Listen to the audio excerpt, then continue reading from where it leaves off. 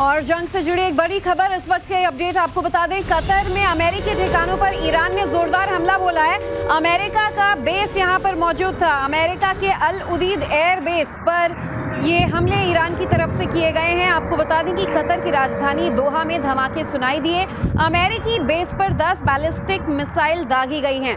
Qatar में लगातार siren बजने लगा है, खतरे के सायरन बजाए जा रहे हैं और हमलों के बाद कतर ने एयर स्पेस बंद कर दिया है। आपको बता दें, ईरान ने अमेरिका के हमलों के जवाब में अब अपना ऑपरेशन बशारत अल फतह शुरू किया है और ईरान के खास तौर पर निशाने पर अमेरिकी बेस हैं और इराक, बहरीन, कुवैत में ये हमले किए गए हैं। 4 देशों के अमेरिकी बेस पर ईरान का ये हमला हुआ है।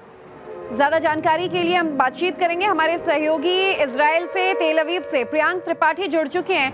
प्रियांक, सबसे पहले तो यही कि क्या टारगेट सिर्फ ईरान के द्वारा अमेरिकी बेस थे और क्या हमला वहीं पर हुआ है, सिविलियन नुकसान हुआ है, क्या कुछ अपडेट्स इस पूरे रिटेलिएशन को लेकर?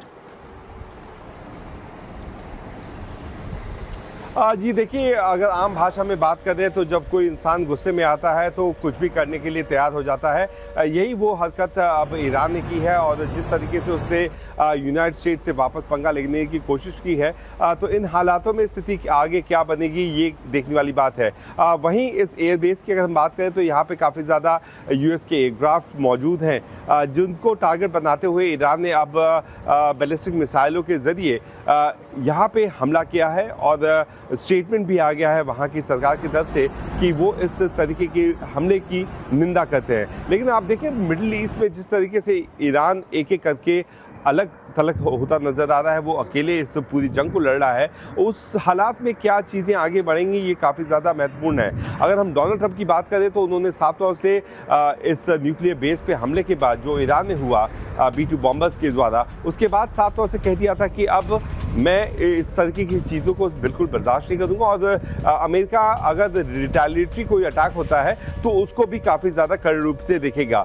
इन हालात में ईरान ने एक बार फिर से वही किया जो जिसकी सबको सुगबुगाहट थी कि खमनेई अपने उम्र के आखिरी साल में है, उन्हें पता नहीं वो कब तक जिंदा है कब तक नहीं है, या यूएस उन पर अटैक कर दे या इजराइल अटैक कर दे। ऐसे हालात में अपने तकरीबन 30 से 40 साल के जो शासनकाल है जिसमें उनका काफ़ी ज़्यादा दबदबा था, उसको लेकर के वो किसी भी स्टेप को लेने के लिए तैयार हो सकते थे। ये बात सुबह से और कल से ही चलती आई थी। ऐसे हालात में अब कतर पे हमला जाहिर सी बात है। और जैसा प्रियांक आप समझा रहे हैं कि गुस्से में इंसान जब करता है बिना सोचे समझे एक्शन ले लेता है, ईरान ने भी वही किया। लेकिन क्या फिलहाल सिर्फ कतर बेस पर हमला किया गया, क्या अमेरिकन बेस को डायरेक्ट कोई नुकसान पहुंचा है, या फिर बताया जा रहा है कुछ और जगहों पर भी जितने मिलिट्री बेस थे अमेरिका के वहां पर भी मिसाइल अटैक्स किए गए? क्या ऐसा भी कोई अपडेट?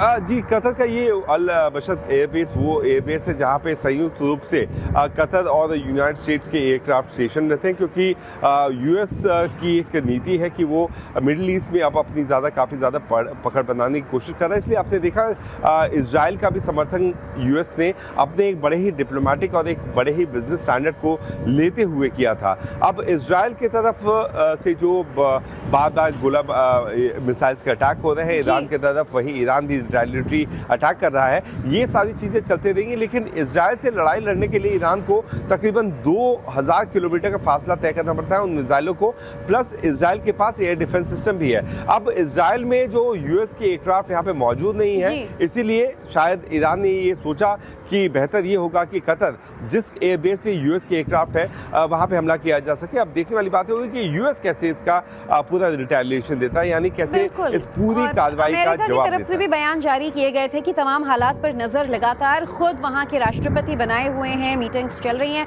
बने रहेगा प्रियांक, कुछ और अपडेट जरा दर्शकों को दे देते हैं। इस बीच ईरान की तेहरान में भी इजराइल का पलटवार हुआ है।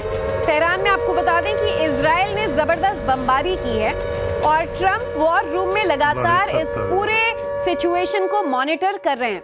अमेरिका इजराइल एयरफोर्स एक्शन के लिए तैयार है, तो दोनों ही मुल्कों के द्वारा ये भी कह दिया गया है कि अब कोई भी रिटेलिएशन ईरान की तरफ से होता है तो बख्शा नहीं जाएगा। हम पीस चाहते हैं, लेकिन अगर ईरान को ये नहीं चाहिए तो उसके लिए हम हर सिचुएशन से डील करने के लिए तैयार हैं।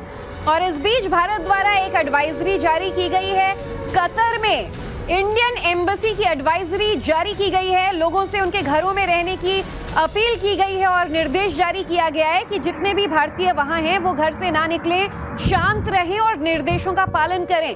इंडियन एम्बेसी द्वारा कतर में रह रहे भारतीयों के लिए ये अपील जो है वो जारी की गई है। भारतीय दूतावास अपडेट लगातार जारी करता रहेगा।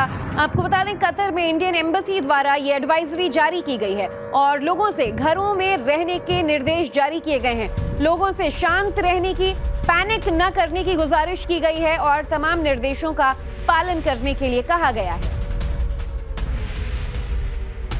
और प्रियांक लगातार हमारे साथ मौजूद हैं, जो ग्राउंड रियलिटी सिचुएशन हम तक हूबहू पहुंचा रहे हैं। प्रियांक, जिस तरीके से हमले किए जा रहे हैं, एक तरफ इजराइल, अमेरिका ने यह साफ कर दिया है कि हमारे तमाम जो मिलिट्री स्टाफ हैं वो तैयार बैठे हैं, हम भी रिटेलिएट करेंगे, लेकिन चाहते हैं कि शांति रहे। मगर ईरान ने दूसरी तरफ कह दिया है अब समझौता नहीं होगा, बातचीत की कोई गुंजाइश नहीं है, और दूसरी तरफ मिसाइल अटैक्स भी शुरू कर ही दिए हैं। बिल्कुल, खमनेई ने ये साफ तौर से कह दिया था कि जो हमारे खिलाफ अटैक करेगा हम उसके खिलाफ वो खुल करके सामने आएंगे। अब ऐसे हालात में हमें देखना होगा कि चूंकि हमें पता है कतर में इजराइल के तरीके से वो एयर डिफेंस सिस्टम नहीं है, जैसे छोटे मिसाइलों के लिए यहाँ पे जो एयर डिफेंस सिस्टम था वो बिल्कुल नाकामयाब हो गया। इसलिए थ्रॉट जो यूएस का एयर डिफेंस सिस्टम है उसका इस्तेमाल किया जा रहा था ताकि इसको सलीके से रोका जा सके।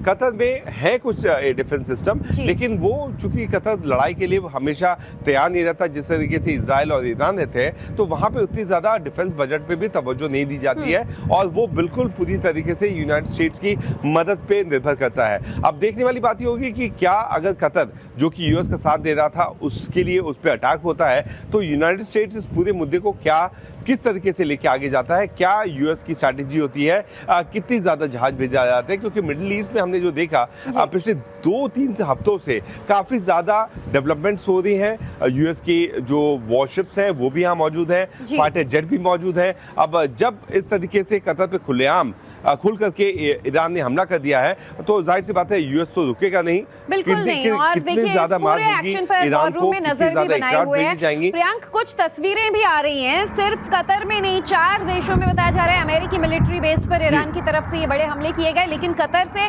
जरा तस्वीरें हम अपने दर्शकों को पहले दिखा देते हैं। इन तस्वीरों को आप देखें, ये तस्वीर जैसे ही मिसाइल अटैक होता है जोरदार आवाज आती है।